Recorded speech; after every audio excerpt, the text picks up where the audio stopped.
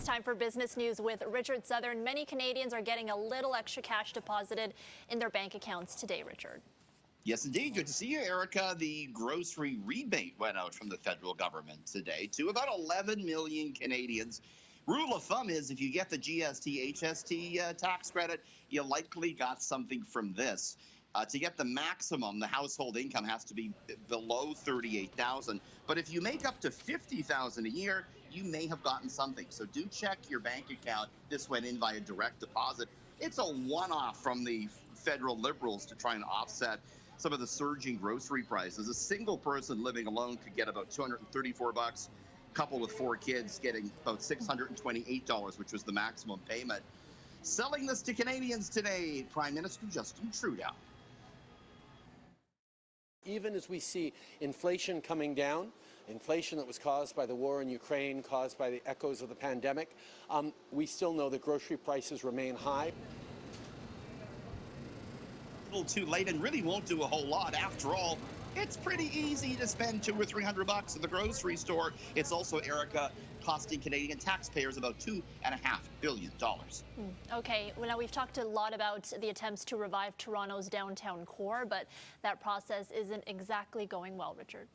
A lot of offices are still sitting empty, Erica. Big new report in on vacancy rates in downtown Toronto. They're at the highest since 1996. The vacancy rate at 15.8% for offices.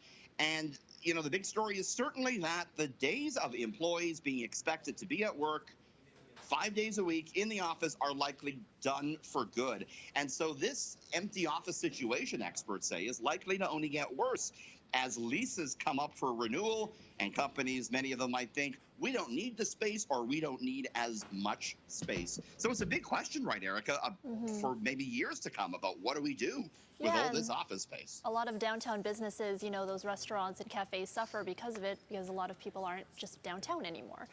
Yeah, the knock-on effect is big. Right. Okay, there is a buzz across the city from a certain beehive. Beyonce is taking over Toronto this weekend, but her presence is already being felt here in the city. She teamed up with Holt Renfrew to open a pop-up store on the Bloor Street location. Did you go, Erica? Did you go line up today? I didn't have time to go. I was very curious about what they were offering there, though. Look at the big crowds and lineups. They must have been offering something good. A lot of apparently rare, unique Beyonce merchandise here at Holt Renfrew, taking up the entire 3rd floor of the luxury department store. This is all in advance of Beyonce's 2 big concerts at the Rogers Center over the weekend, kicking off the North American leg of her tour. This pop-up store open till July 11th. As far as the concerts are concerned, Erica, apparently you can get in for less than $200 US on the secondary market, but I imagine tickets would be hard to come by.